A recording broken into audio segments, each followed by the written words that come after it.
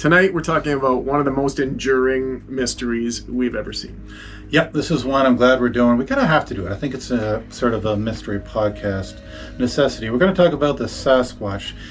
And what is he? Is he real? Is he fake? Is he a big hairy metaphor? We're going to look at the science, the sightings, and the strange. This is a good one. Let's jump into it.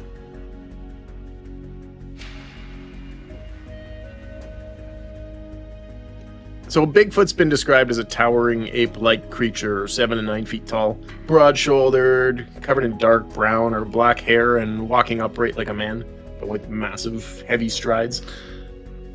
He is known by many names: Sasquatch in the Pacific Northwest, the skunk ape in the South, and grassman in Ohio. Similar creatures appear in legends all across the globe. And even before the European settlers started to write it down, the indigenous communities around North America had names and stories for these wild ones of the forest, guardian spirits, or sometimes just another kind of people. Then came 1967, Bluff Creek, California. Robert Patterson and Bob Gimlin set out looking for Bigfoot, and they came back with the most infamous 60 seconds of cryptic footage ever shot. Yeah, the Patty video. It shows a large hairy figure walking briskly across the creek bed, and in that iconic moment it turns its head mid-stride to look right at the camera. People have studied that turn frame by frame. Some say the movement is too fluid, the muscle movement under the fur too complex for a costume. And then the smart people say it's a hoax. A guy in a suit, maybe a clever one, but still fake. Either way, it kicked off a wave of sightings, stories, and skepticism that hasn't slowed down since. Bigfoot sightings are especially concentrated in the Pacific Northwest, but reports span the entire country and the world.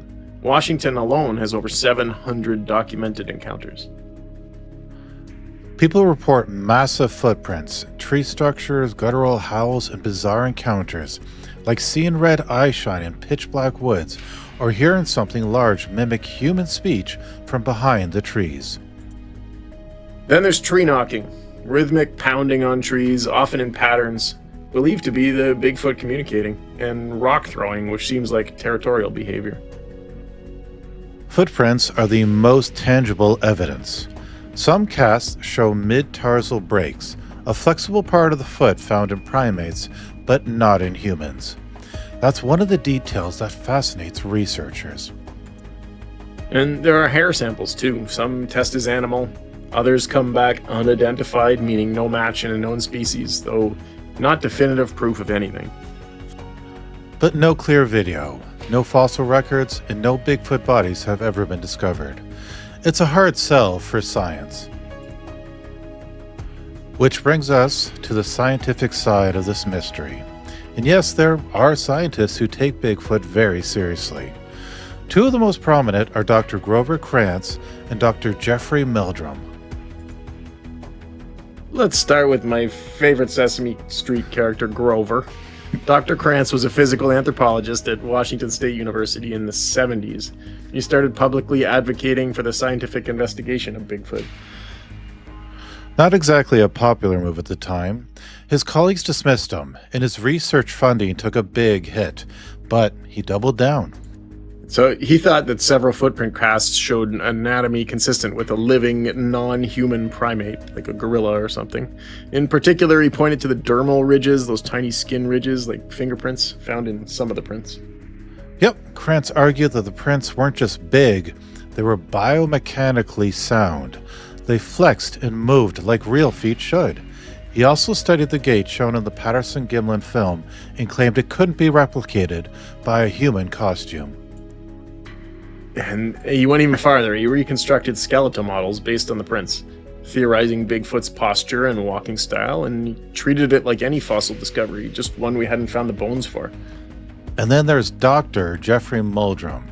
He's a tenured professor of anatomy and anthropology at Idaho State University, and one of the most active academics still researching Bigfoot. So Dr. Meldrum specializes in bipedal locomotion. That's how we walk, how some of the primates walk. He's collected and analyzed over 300 footprint casts, many with mid-tarsal breaks, pressure ridges, and consistent proportions. He said hoaxers might fake the size or the shape of feet, but the dynamic pressure ridges, those require an understanding of foot anatomy and motion that most people, or pretty much anybody except him, just doesn't understand. So he published some papers, he's spoken at scientific conferences, and he even launched a lab where the cast are studied using high-end image and modeling. Which is all great, but as critics argue, without a Sasquatch body, everything is just an educated guess, really. There's nothing definitive. To which Meldrum replies, what if the footprints are the body? Not full proof, but evidence worth examining.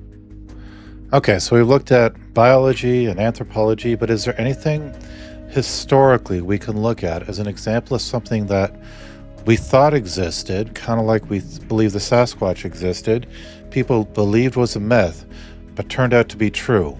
Well, yeah, there is.